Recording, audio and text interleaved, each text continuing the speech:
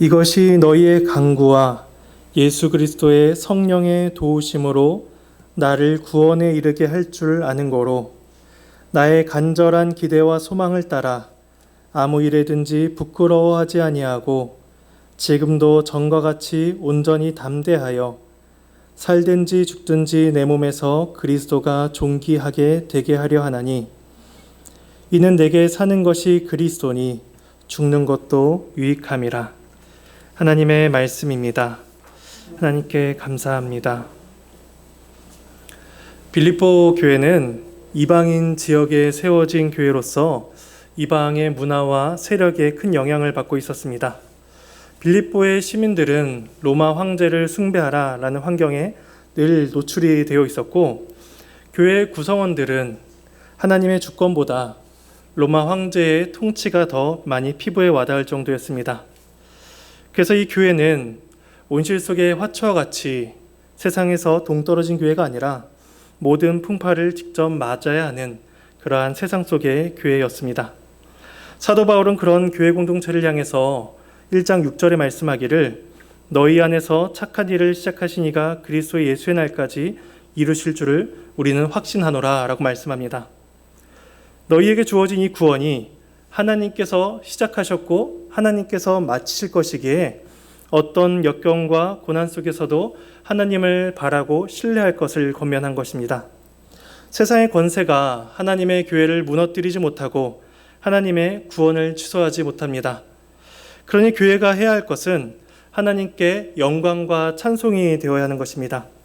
그래서 1장 11절에 예수 그리스도로 말미암아 의의 열매가 가득하여 하나님의 영광과 찬송이 되기를 원한다라고 또한 말씀을 합니다. 바울은 자신이 당한 일과 그 가운데서도 복음이 진전되고 있다는 사실을 통해서 이 사실을 거듭해서 깨우쳐 줍니다. 세상 법정은 바울을 감옥에 가두었습니다. 세상의 권세가 교회의 권세를 억누른 것처럼 보입니다. 하지만 복음의 능력은 그때에도 역사하여서 시위대 사람들까지 그리스도가 전파되게 하셨습니다. 또한 바울을 시기하는 사람들은 바울이 감옥에 구류되어 있는 동안에 그의 자리를 꿰찰 생각으로 순수하지 못한 생각으로 복음을 전파했습니다.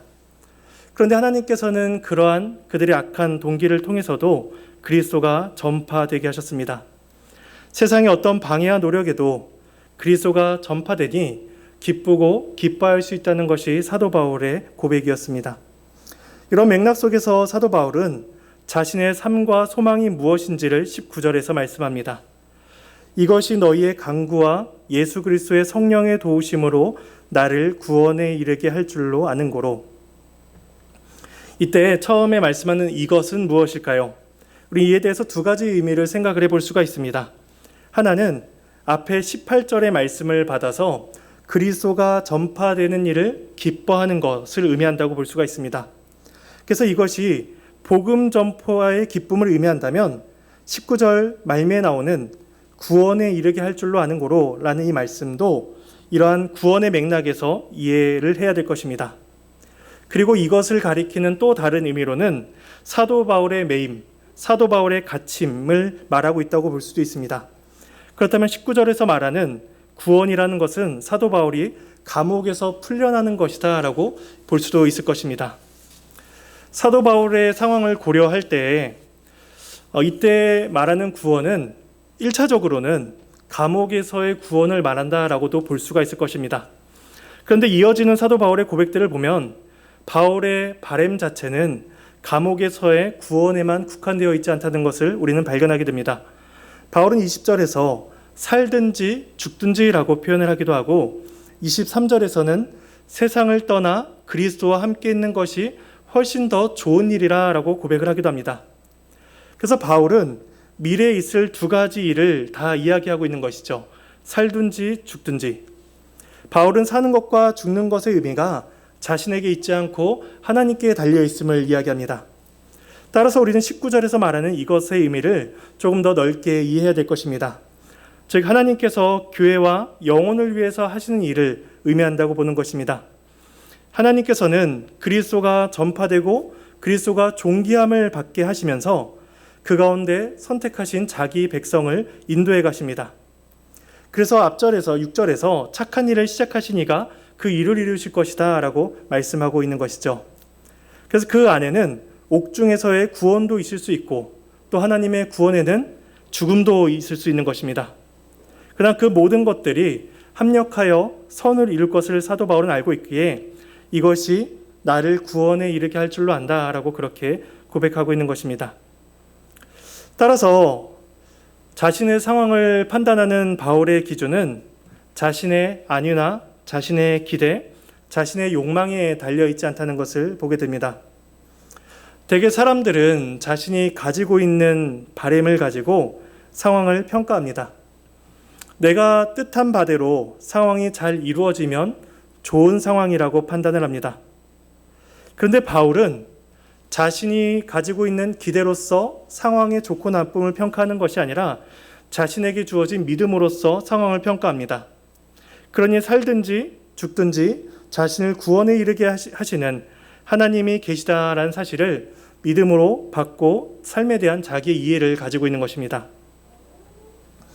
하지만 그렇다고 해서 사도 바울이 모든 것을 포기하고 모든 것을 방관하는 자세로 있지는 않습니다.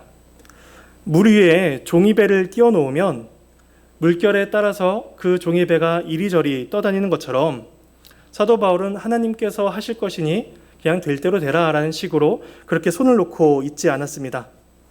바울은 자신에게 닥친 환난과 압박 속에서도 그리스도를 위해 살기 위해서 노력을 하고 애를 썼습니다. 그래서 사도 바울은 하나님의 도우심과 성도의 도우심을 구하고 있습니다. 그래서 19절 말씀을 다시 보면 이것이 너희의 간구와 예수 그리스도의 성령의 도우심으로 나를 구원에 이르게 할 줄로 안다라고 그렇게 이야기하고 있습니다. 바울은 두 가지 도움을 구하고 있습니다. 하나는 너희의 간구이며 또 하나는 예수 그리스도의 성령의 도우심입니다. 먼저 바울은 성도들이 자신을 위해서 기도해 주기를 바랬습니다. 그는 앞서서 기록하기를 예수 그리스도의 심장으로 빌립보 교회를 사랑했으며 그 마음을 가지고 빌립보 교회를 위해서 기도했음을 그렇게 말씀하였습니다.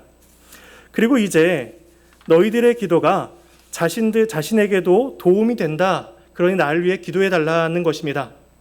사도 바울은 빌립보 교회보다 먼저 된 자였고 또 선생된 자였습니다. 이러한 관계가 세상에서는 일방적인 관계로서 나타날 수가 있습니다.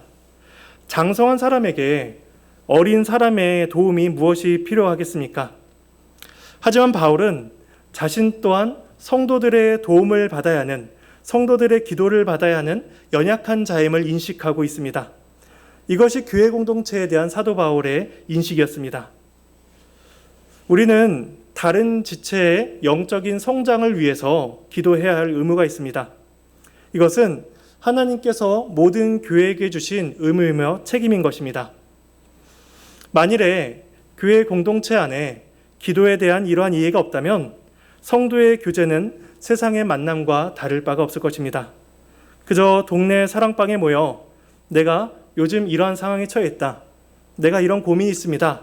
라고 말하고 끝이 나는 것에 불과할 것입니다. 그런데 교회는 그렇지 않습니다. 바울과 같이 선생된 자도 기도에 도움을 받아야 됩니다. 빌립보에 사는 모든 성도와 감독과 집사들도 기도에 도움을 받아야 합니다. 성도의 삶은 혼자서 하나님 앞에 고군분투하는 삶이 아니기 때문입니다. 어려움에 처했을 때 홀로 감옥에 남겨지는 것이 신자의 삶이 아닙니다. 사도행전에서 사도 베드로가 감옥에 갇혀 있을 그때에도 성도들은 마가의 집에 모여서 기도하기를 힘쓰고 있었습니다. 이처럼 성도의 기도는 다른 사람의 믿음과 결실 또한 그들이 가진 신앙이 흔들리지 않도록 도와주는 강한 힘이 되는 것입니다. 이러한 기도의 교제가 우리 교회의 모든 모임들 속에서 풍성히 나타나기를 소망합니다. 또한 바울은 두 번째로 예수 그리스도의 성령의 도우심을 구하고 있습니다. 예수 그리스도의 사역은 성령 하나님의 사역을 통해서 교회에게 적용이 됩니다. 그래서 바울은 성도들의 구원에 대해서 이야기할 때 언제나 그리스도와 성령을 교차적으로 사용합니다. 예를 들어 성도들은 성령 안에서 생명을 얻었고 그리스도 안에서 생명을 얻었다라고 로마서 8장 11절과 골로새서 3장 4절에서 말씀을 하고 있습니다. 또한 성도들은 성령 안에서 거룩하게 되었고 성도들은 그리스도 안에서 거룩하게 되었다라고 로마서 15장 16절과 고린도전서 1장 2절에서 말씀합니다. 이 외에도 성도가 자유를 얻는 것, 성도가 의롭다함을 받는 것, 성도가 인치심을 받는 모든 것들이 성령과 예수 그리스도의 사역 안에서 이루어지고 있음을 성경은 말씀하고 있습니다. 따라서 사도 바울이 성령님을 가리켜서 예수 그리스도의 성령이다라고 말씀하고 있는 까닭은 우리 안에 있는 성령님의 임재와 우리를 위한 성령님의 사역이 그리스도의 구원의 역사로 우리 개개인에게 주어진 것이기 때문입니다. 그래서 삼위일체 하나님께서는 지금도 하늘 보좌에서 우리의 삶을 다스리실 뿐만 아니라 또한 우리들의 내부에서 우리들의 안에서 역사하시며 우리의 삶을 유지시켜 주고 계신 것입니다. 그래서 성도가 서로를 위해서 기도할 수 있는 기도의 근거도 여기에 있습니다. 삼위 하나님께서 우리의 기도를 들어주시고 교회를 하나의 끈으로 묶어주고 계시기 때문에 우리는 서로를 위해서 기도할 수가 있는 것입니다. 바울은 이러한 두 가지 도움을 통해 자신을 향한 하나님의 구원 사역이 이루어질 것을 소망합니다. 그 가운데 하나님은 교회를 위해 일하시며 영광과 찬송이 되게 하시는 예수 그리스도의 은혜가 드러나게 하실 것입니다. 이제 바울은 자신이 강하게 열망하는 바가 무엇인지를 20절에서 말씀합니다. 20절입니다. 나의 간절한 기대와 소망을 따라. 그는 간절한 기대와 소망을 가지고 있었습니다. 이때 간절한 기대라는 이 말의 뜻은 다른 것으로부터 고개를 돌려서 목을 빼 내밀어서 어떤 것을 주의하여 집중하는 자세를 가리킵니다. 이 단어는 신약성경에서 사도 바울만이 쓰고 있는데 동일한 표현이 로마서 8장에서도 나타납니다. 제가 로마서 8장 19절과 21절 말씀을 읽어드리겠습니다. 피조물이 고대하는 바는 하나님의 아들들이 나타나는 것이니 그 바라는 것은 피조물도 썩어짐의 종노릇한 데서 해방되어 하나님의 자녀들의 영광에 자유에 이르는 것이니라. 로마서에서는 모든 피조물들이 목을 빼어놓고 소망하고 기다리는 것이 무엇인가 하면 하나님의 아들이 나타나는 날이다 라고 이야기합니다. 그 날은 종노릇한 데서 해방되어 하나님의 자녀가 영광의 자유에 이르는 날입니다. 그래서 영광스러운 부활의 날이 임할 것을 사도는 소망하고 있는 것입니다. 바울은 강한 열망으로서 최종적인 구원이 이루어지기를 바라고 소망하는 것처럼 이 땅에서도 다른 모든 것들로부터 자신의 시선을 거두고 오직 한 가지 일에만 주의를 기울이기를 소망합니다. 또한 간절한 기대와 소망이라고 이야기할 때 이 소망은 이루어질지 혹은 이루어질지도 모르는 그러한 불확실한 것을 이야기하는 것이 아닙니다. 단순히 내가 바라는 것을 소망으로 이야기하지 않고 성경에서 이야기하는 소망은 그 이루어질 시기를 알 수는 없지만 그럼에도 그 일이 확실히 이루어지는 것을 이야기할 때에 소망이라고 표현을 합니다. 그래서 20절을 다시 보면 나의 간절한 기대와 소망을 따라 아무 일에든지 부끄러워하지 아니하고 라고 이야기합니다. 바울의 간절한 기대와 소망이 무엇인가 두 가지로 나타납니다. 첫 번째는 아무 일에도 부끄러워하지 않게 되는 것입니다. 이때 바울은 감옥에서 변론을 하기 위한 재판을 기다리고 있는 중이었습니다. 그 재판장에 서면 분명히 바울을 조소하고 바울을 고소하는 자들이, 손가락질하는 자들이 기다리고 있었을 것입니다. 바울은 그때 자신이 아무 일에도 부끄러워하지 않기를 바랍니다. 그런데 이 말은 마치 사도 바울이 재판장에서 무죄 선언을 받아서 자신이 수치를 당하지 않기를 바랍니다 라고 하는 기도처럼 보여집니다. 그런데 바울의 의도는 그렇지 않습니다. 왜냐하면 앞서서 말씀드렸듯이 성도의 기도와 성령님의 도우심으로 말미암아 사도 바울은 자신이 구원에 이를 줄을 알고 있기 때문입니다. 그러므로 사도 바울이 재판장에서 판결을 받아 수치를 당하느냐 받지 않느냐 이것은 그에게 있어서 부차적인 문제였습니다. 그래서 바울의 논지는 자신이 부끄러움을 안 당할 것이다. 그것이 아니라 하나님께서 자신의 부끄러움을 그대로 내버려 두지 않으실 것이다 라는 데에 중점이 있습니다. 예수님께서 유대인들에게 재판을 받으실 때를 한번 생각을 해보겠습니다. 종교 지도자들은 온갖 거짓 증언자들을 세워서 예수님을 비난하고 조소했습니다. 그리스도께서는 십자가에 못 박히시는 그 순간까지 세상으로부터 수치와 조롱과 부끄러움을 당하셨습니다. 그런데 그러한 수치와 부끄러움은 온전히 세상의 손가락질이었습니다. 그런데 하나님께서는 그런 예수님을 들어 하나님 보좌의 우편에 앉혀주십니다.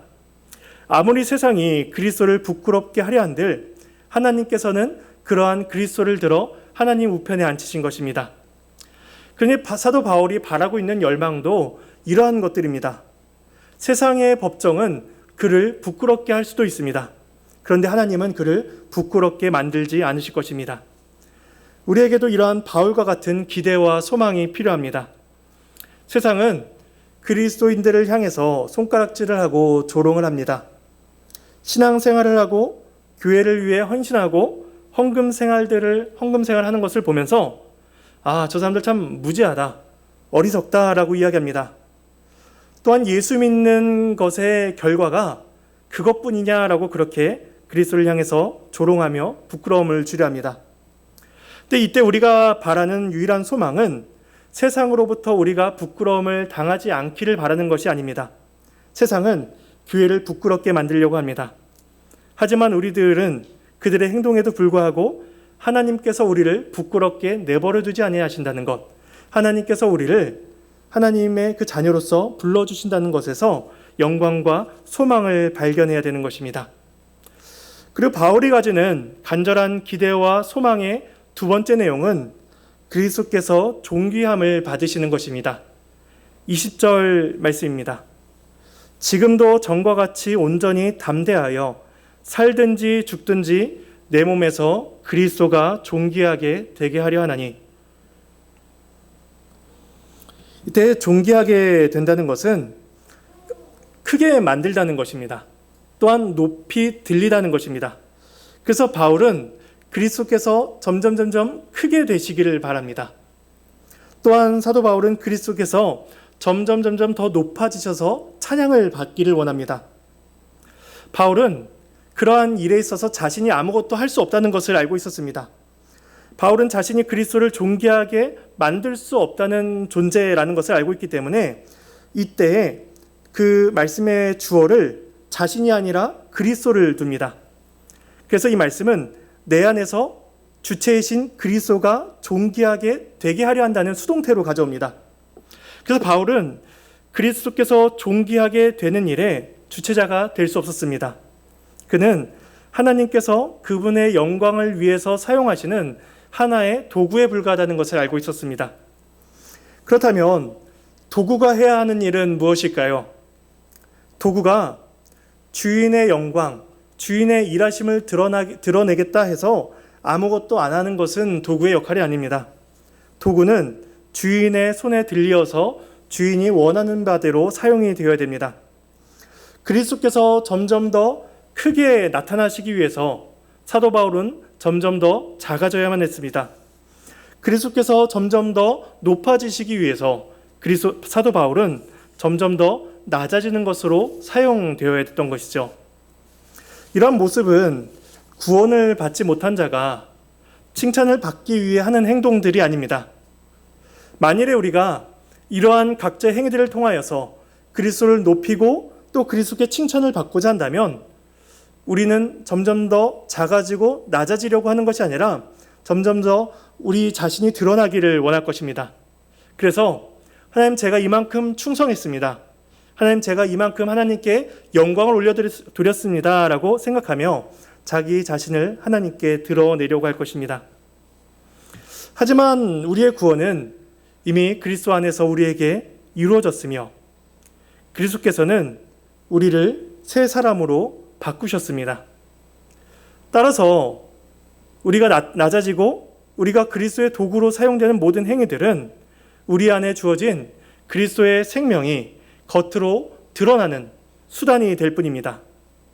또한 우리들의 모든 행위는 내가 내 안에 있는 새 생명을 온전히 누리고 있다라는 그러한 과정을 보여주는 것일 뿐입니다. 그러므로 우리는 내 존재가 작아지고 낮아지는 일들 속에서 새 생명을 맛보는 일이 이루어지게 됩니다. 그러므로 사도 바울에게 있어서 재판의 결과가 그리스도를 존귀하게 하지 않습니다. 바울이 살든지 죽든지 그리스도는 존귀하십니다. 설령 사도 바울이 로마의 재판장에서 죄인으로 정죄를 받고 그가 죽음으로 인생을 마친다 한들 그리스도는 높임을 받으시기에 합당한 분이십니다. 바울이 이와 같은 고백을 할 수 있는 근거가 21절에 나옵니다. 이는 내게 사는 것이 그리스도니 죽는 것도 유익함이라. 보통은 이 구절을 이렇게 이해를 합니다. 나에게는 그리스도께서 생명이 되십니다. 그래서 나에게는 죽는 것도 유익합니다. 이렇게 봅니다. 그런데 칼빈은 이 말씀을 조금 다르게 설명을 합니다. 이 구절의 주어를 그리스도로 봐야 된다는 것이죠. 그렇게 보면은 그리스도는 내가 살든지 죽든지 나에게 유익이 되신다는 것입니다. 물론 앞서서 말씀드린 것처럼 두 문장으로 보는 것도 좋지만 오늘 본문의 맥락에서 보자면 칼빈의 설명대로 이해하는 것도 우리에게 도움이 될 것입니다.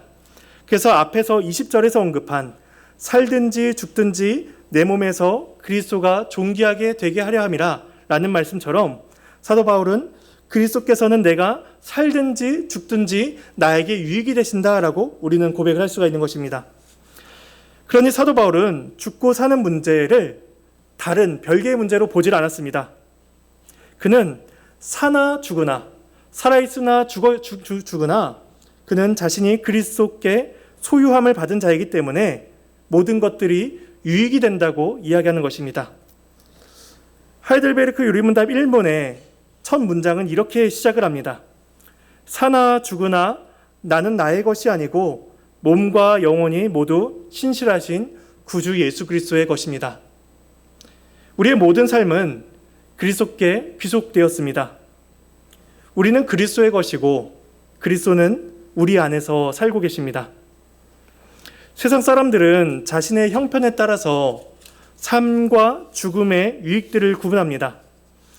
그래서 이 세상에서 많은 것을 누리며 이 세상에서 행복하다라고 느끼는 사람들은 이 세상이 유익이 된다고 생각합니다. 그런 사람들에게 있어서 죽음은 불행한 것이죠. 그러니 세상이 유익하다라고 생각하는 사람들은 어떻게든 죽지 않기 위해서 애를 씁니다. 반면에 어떤 사람들은 사는 것이 불행하다고 느낍니다. 공고한 자들, 자신에게 주어진 모든 조건이 불공평하다라고 느끼는 사람들은 인생이 유익하지 않다고 느낍니다.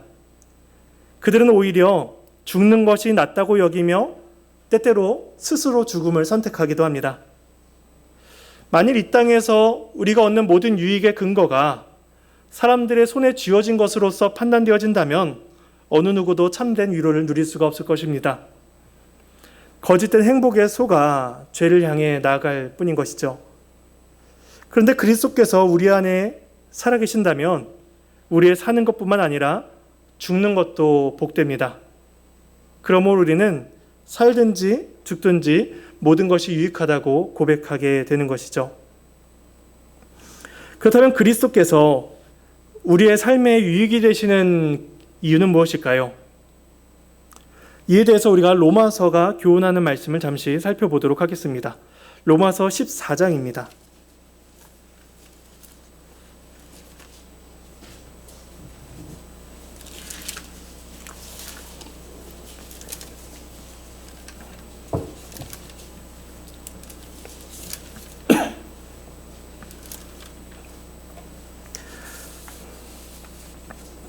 로마서 14장 1절에서는 이제 믿음이 연약한 자와 관련한 비판에 대해서 말씀을 합니다.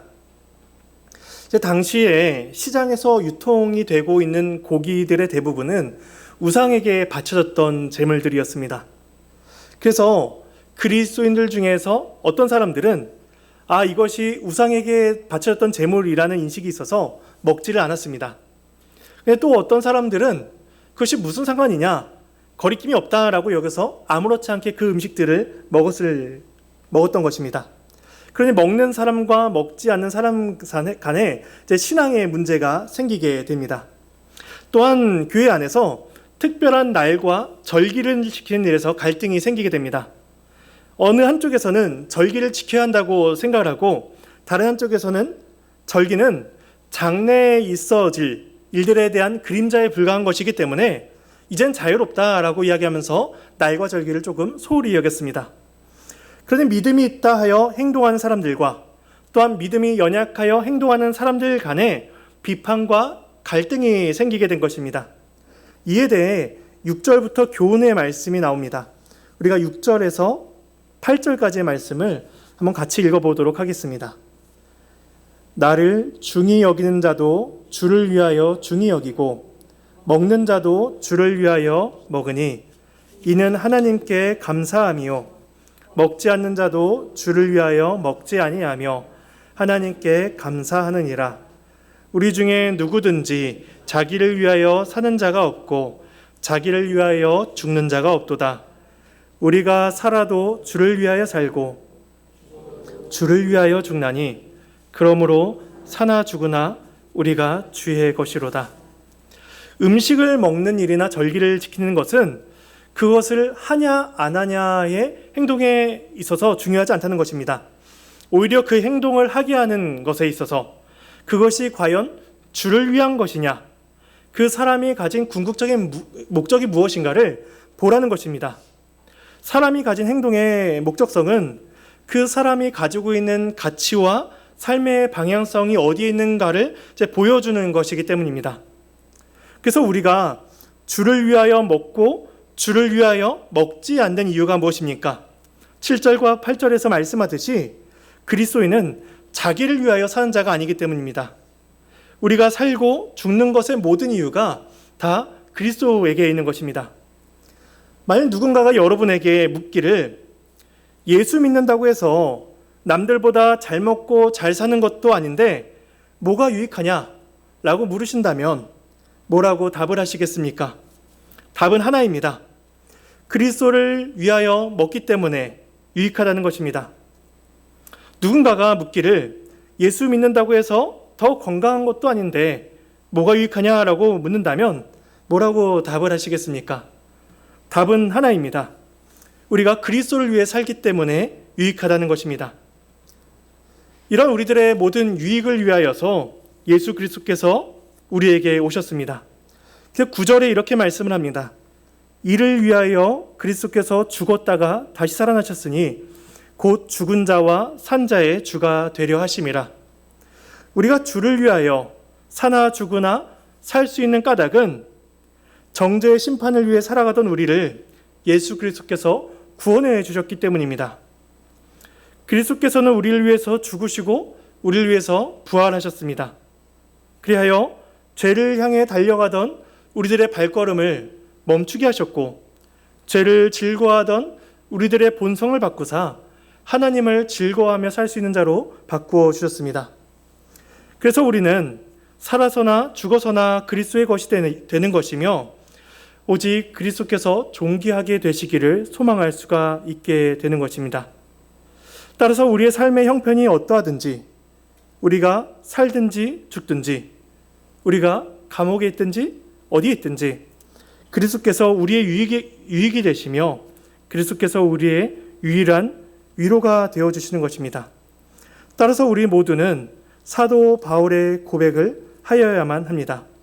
내게 사는 것이 그리스도니 죽는 것도 유익함이라. 그리스도께서 내 안에 사시니 우리는 사나 죽으나 유익함이라. 이러한 사도 바울의 고백이 인생의 짐을 지고 살아가는 저와 여러분의 유일한 고백이 되어야 할 것입니다.